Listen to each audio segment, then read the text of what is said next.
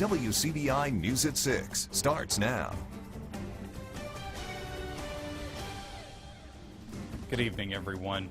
An Etowah County man is charged with capital murder in connection with the death of a 4-month-old little girl. WCBI's Allie Martin has more on the investigation and what led deputies to arrest the man. Etowah County Sheriff Chris Dickinson says the case began Tuesday as a medical emergency. We received a 911 call there in the Tremont area. When we got there, the child was, well, lifeless, although still breathing. The child was carried to the Amory Hospital and then transported by air to Le Bonheur. The child had been on life support until just a short time ago. 35-year-old Randy Dell Jr. is charged with capital murder in the child's death. Sheriff Dickinson says Jr.'s wife was babysitting the infant and left him alone with the child for a short time when the fatal injuries allegedly occurred. The babysitter had left the residence to go to a store, and when she got back, she saw the emergency, the crisis situation that was at hand, and called 911. The sheriff says the babysitter is distraught and will not face any charges. Sheriff Dickinson says the infant suffered severe head trauma and may have had other injuries. He says cases like this take a heavy toll on law enforcement, who will do all they can to make sure justice is served. It's sad, you know, it's not like somebody jumping on me. You know, I can defend myself, but you've got a 4-month-old that, you know, it leaves me kind of speechless with these types of crimes. I can't wrap my head around why you would want to do that to a 4-month-old. Junior was ordered held without bond during his initial appearance. The case will go to the next Etowah County grand jury. Allie Martin, WCBI News. Dickinson says Jr. has no prior criminal record. The capital murder charge carries a potential death penalty if Jr. is convicted. In other news today, Starkville police arrest a man accused of choking a woman. 39-year-old Carl Ward III turned himself in to SPD. He's charged with domestic violence, aggravated assault. Investigators say the assault happened on Louisville Street back in March. Ward turned himself in yesterday. He's been released from the Oktibbeha County Jail on a $25,000 bond.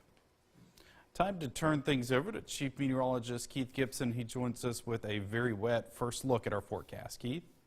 Soggy conditions out there today, Joey. More like a winter day. Temperatures in the 50s and 60s. We still have some rain showers here in the Louisville area, back out towards Water Valley, Oxford, and we still have some rain in parts of the area. Tupelo, a bit of a donut hole in Columbus right now, but this rain will be going away later this evening and tonight. Currently stuck in the 50s. It is a chilly afternoon, and we will be holding in the 50s this evening. These rain showers will gradually go away. We'll wake up to 50s and overcast conditions on Friday. Temperatures will actually be moderating this next couple of days, Joey. More on that in just a few minutes. Floodwaters leave a mess on the river in Aberdeen. A huge sandbar is preventing boats and barges from going up and down the Tennessee Tom-Bigby waterway. Our Riley Livingston joins us now live in the studio with more on this developing story. Joey, barge traffic is at a standstill on this stretch of the Tenn-Tom waterway, but help has arrived. Things will be moving, but it may not be full speed ahead. This huge machine is providing a huge sense of relief along the Tenn-Tom waterway in Aberdeen. Well, it's what they call a cutter head that's on the dredge, and it's basically like a big rotating head that churns up the sediment and then literally vacuums it out of the bottom of the channel. Floodwaters left behind a sandbar that runs about 1.5 miles below the Aberdeen lock. Workers are using pipes to move the sand to the banks of the river. It'll stay there permanently. We have disposal areas all along the waterway from one end to the other, and they are designated areas to hold that material. The dredge is working around the clock to clean up the waterway and slowly making its way towards the Aberdeen lock. We maintain a 9-foot deep navigational channel. Some of those areas that you don't see a sandbar, but it may be only 2 or 3 feet deep there. There's an estimated 400,000 cubic yards of sediment blocking the channel in that one spot. The dredgers are moving around 500 cubic yards per hour. Waterway leaders say the industry affected by the river closing will soon be able to use the Tenn-Tom again. Once this emergency channel is cleared, the Tenn-Tom waterway will be fully operational. However, there will still be some limitations in several areas because of narrowing of the channel, but shipping and traffic will be able to resume. Mays tells us the goal is to have the emergency channel open around May 1st. After that, it'll take a couple months before the waterway operates like normal. Tupelo will supply water for a business park that is being developed on the west side of town. The city partnered with the Northeast Mississippi Regional Water Supply District to build a new water supply line to the Hive. Tupelo Water and Light Director Johnny Timmons says the $1.6 million project will help grow future economic development for the region. This is a big section of property, and the good thing about it is it ties into new Highway 6, so it gives a lot of transportation traffic across Highway 6 to get out of the site. So if you look at the aerial photo of it, it's a really, I think it's going to be a real success. A potential tenant has already reportedly expressed interest in the Hive. The Community Development Foundation is leading those recruitment efforts. A national organization is threatening to sue the state of Mississippi over its license plate. The American Humanist Association sent a letter to the state's revenue commissioner and attorney general objecting to the car tag because it has the phrase, "In God We Trust," which is part of the state seal. It wants the state to get a new standard license plate designed without a religious phrase, or allow people to get another license plate designed without paying an extra fee. Mississippi has specialty license plates for an extra charge. The new standard car tag has been sold since January. A Republican candidate for Mississippi's Attorney General office stops in Columbus today. Andy Taggart says his experience in the courtroom and working for past governors makes him the best candidate. He wants to attack drugs in the state and use AG lawyers as much as possible. I don't think we ought to do public policy by litigation, right? In our country, we do public policy by legislation. We elect legislators, and then they decide what the laws of the state are, and we shouldn't be trying to set public policy in the courtroom. But at the same time, we also can't let the taxpayers be scammed, right, or defrauded. 3 candidates will be on the Republican primary ticket on August 6th. Current State Treasurer Lynn Fitch and lawmaker Mark Baker will join Taggart. MSU students are making their after-graduation plans. We take a look at where they're looking for those first jobs when we come back.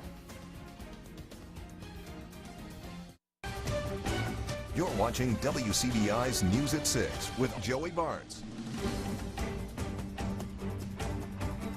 Welcome back. If you noticed all the commotion at the Humphrey Coliseum today, it wasn't for basketball, but a career fair. Dozens of students came dressed for the job with resumes in hand to look for potential employers while getting a few critiques. Nearly 75 businesses were there to speak with students from FedEx, C Spire, and Yokohama. Most any major field was there present at the career fair. One student who's getting ready to graduate next year says it's career fairs like this that prepares him for real interviews. A lot of people were looking for sales first and foremost. They want to find people who know how to present and sell not just anything but themselves. If you can sell yourself to a business, you can sell anything. The career fair wrapped up around 4. Toyota is making sure future mechanics have the right tools to learn the trade of the business. 2 Corollas were donated to EMCC's Automotive Technology Department today at Carl Hogan Toyota. With a shortage of automotive technicians, the automaker says this will help prepare the next generation of workers to make repairs on modern vehicles. These cars also show students the latest technology that can be found on today's vehicles. You know, we teach Toyota Express maintenance now, right out the gate as soon as school starts, and this gives us the opportunity to run 2 full stations on the exact same car. So that's 8 students we're reaching at a time doing this express maintenance procedure. Carl Hogan Toyota in Columbus donated the cars, which were actually made in Blue Springs. 3 graduates of EMCC's automotive technology program work at the dealership. Students and educators from across Lowndes County are recognized for their hard work and dedication. The Columbus Lowndes Chamber of Commerce Education Committee hosted its Education Awards program today. Students with the highest GPA, Outstanding Senior, Corporate Scholarships, and Teacher of the Year honors were given. The committee raised $10,000 in scholarship money from sponsors. Businesses can get involved by sponsoring scholarships, and that's why we're here today. So through sponsoring scholarships, they're able to see the youth of our community go on to next level things, come back to our community, and be a great workforce for the business community for years to come. Students applied for the awards. Live view in downtown Biloxi there outside the Beau Rivage. The camera is bouncing around. We've got wet weather down there on the coast. If you're venturing down to the coast this weekend, yes, there will be some storms and showers around, temperatures in the 70s. Your forecast for our area for this weekend is coming up next. Stay tuned. Your WCBI First Alert AccuWeather forecast with Chief Meteorologist Keith Gibson.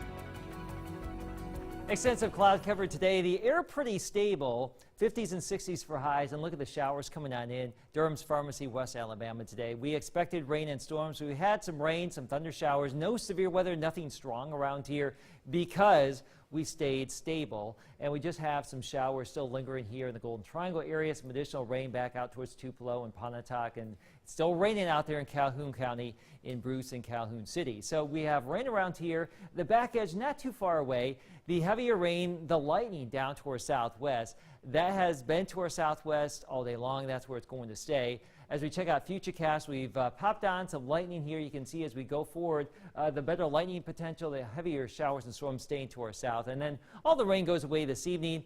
It looks like the clouds, though, they're going to hold tough tonight into tomorrow morning. So when you wake up, about where we are now, somewhere in the 50s, overcast conditions, but the rain will be done. Maybe some fog, though. We're looking at some decrease in the cloud cover during the course of the day. That should get temperatures back into the 70s.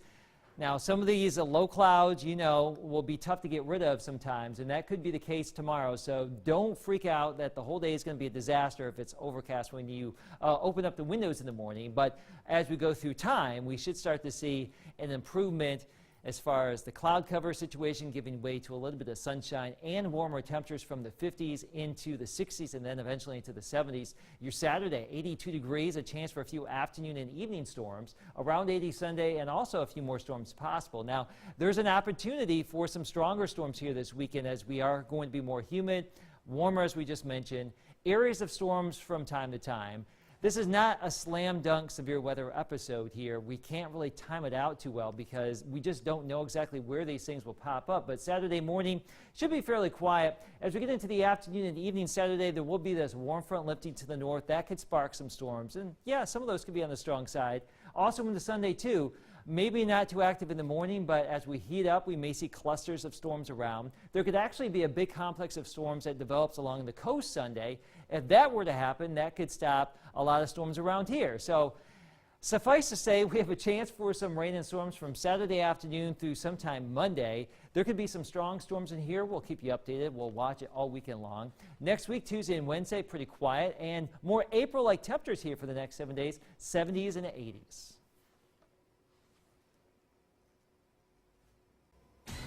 All right, thanks, Keith. The Rebels lock up Kermit Davis, and his contract details are now official. The SEC Coach of the Year earning some cash. More on that next in sports.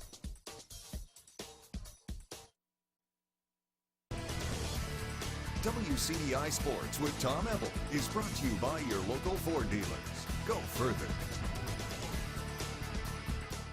Ole Miss making sure to keep the reigning SEC Coach of the Year in Oxford. Kermit Davis and the Rebels, of course, agreeing to a 4-year extension. The details of that contract now becoming available. Check out the chunk of change for Kermit Davis. 4-year, $12 million extension. Incentives, including making up to $75,000 for an average attendance of 9,000 people inside the pavilion or selling 6,500 season tickets. $100,000 extra dollars for winning the SEC Tournament Championship, $25,000 for each NCAA tournament win up to the Final Four. And if the Rebels do indeed make the Final Four, he'd earn an extra $125,000 and an extra $250,000 for an Ole Miss men's basketball national championship.